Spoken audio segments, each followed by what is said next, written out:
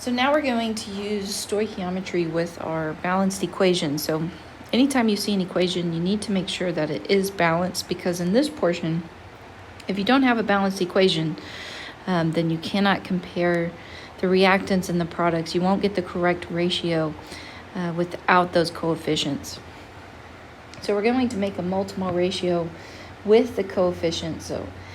And we can compare anything we want and make a ratio between anything we want. Okay, so for example, if we have so much of C4H10, and we want to know, if that completely reacts, how much water is going to be produced, then we can say 2 moles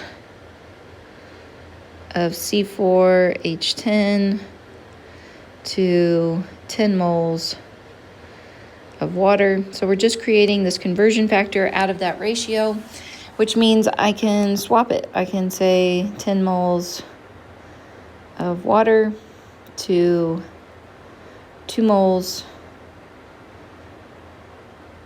of C4H10. Okay, or I can compare reactants with it.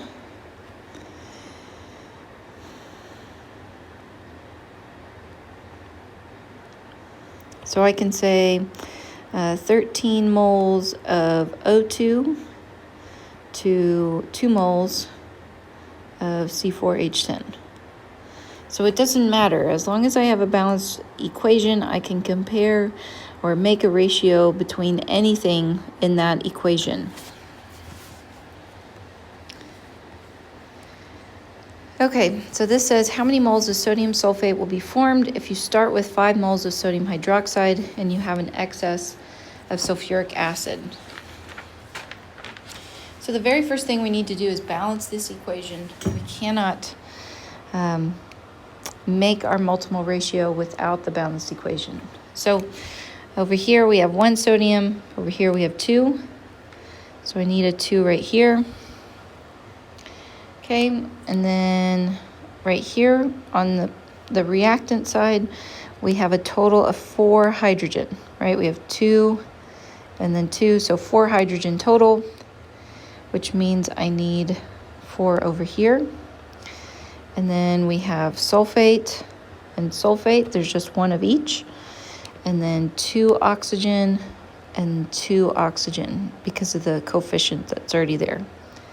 So that's balanced. Okay, so we're going from 5 moles of sodium hydroxide, and we're seeing how much sodium sulfate is going to be produced. Okay, so we're going to start with our 5 moles. So you can think of this as dimensional analysis. So 5 moles sodium hydroxide, and we want to get to sodium sulfate. So we're going to make our ratio. So I want sodium hydroxide to cancel, so I've got 2 moles sodium hydroxide we're going to put in the bottom. So I'm just taking that 2 from the coefficient. Okay, so this coefficient right here. And then we're going to take this coefficient, which is just 1 mole of sodium sulfate.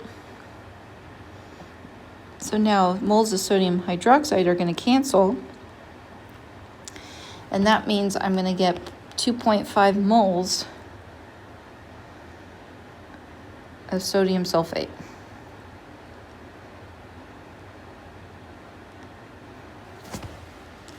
Okay, so again, we can go any way we want on this. We could have gone from water to sulfuric acid. We could have gone from water to sodium sulfate. So we just need to make that ratio using those coefficients in the balanced equation. Okay, so in the lab, we don't weigh out moles, but we weigh out grams. So it's important to be able to go from grams to moles and then using the multimole ratio and then going back to grams. So this is what it's going to look like. Okay, so let's say we have our reactants and products, they're in grams. So to change them to moles, we have to use molar mass. And then to go from moles of a reactant to a product, or wherever we're going, we're going to use the multiple ratio. And then we're going to go back to grams using molar mass. So we're just adding in molar mass to what we just did. Okay, so how many grams of iron can be produced when 10 grams of aluminum, so here's iron, when 10 grams of aluminum react with excess iron 3 oxide. Okay, so we're focusing here on aluminum and iron. So we've got to balance the equation, okay? So we have 2 aluminum on the product side. So I need 2 aluminum on the reactant side, okay? We have 2 iron on the reactant side, so I need 2 iron on the product side. And then the oxygens are balanced. Okay, so it says we have 10 grams of aluminum. Okay, and our goal is to find out how much iron is produced. So I have to use the multiple ratio to go between aluminum and iron, but I can't do that yet because I have grams. So I've got to use molar mass of aluminum, which is 26.98, to get that to moles. So 1 mole of aluminum. So be careful here. Remember that for molar mass, it's always 1 mole. With these coefficients, people sometimes start to add in weird numbers for that, but always just 1 mole for molar mass. So grams of aluminum cancel. Now we can add in our multiple ratio. So we want moles of aluminum on the bottom, and we have a coefficient of 2, so we're going to put 2 moles of aluminum.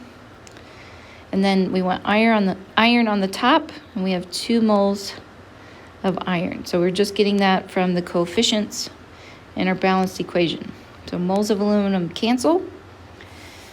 And now we're going to go back to grams, because that's what the question's asking for. So if we solve now, we would just have moles of aluminum. So I've got to go back to grams using the molar mass of iron. So molar mass is 55.85 grams. Iron, 1 mole of iron. Okay, so moles of iron cancel. And that gets me 20.7 grams of iron are produced. So if 10 grams of aluminum completely react with iron 3 oxide, then that means 20.7 grams of iron are going to be produced. So it's a nice way to figure out on paper how much product you can get. Now, it's not always going to be that way in the lab because our calculations do not account for error that occurs in the lab. So we've done stoichiometry, but now we've got to look at our reactants, excess and limiting reactants. So I'm going to give you just a simple example here. Let's say you're making sandwiches and you're going to use 2 pieces of bread and 1 piece of meat for every sandwich. Okay, so if I have 10 pieces of bread and 6 pieces of meat, then how many sandwiches can I make? Well, based on what I said, you can only make 5 sandwiches, right? I have 10 pieces of bread, and I'm using 2 slices of bread per sandwich. And then I have 6 pieces of meat, but I'm only using 1 slice per sandwich.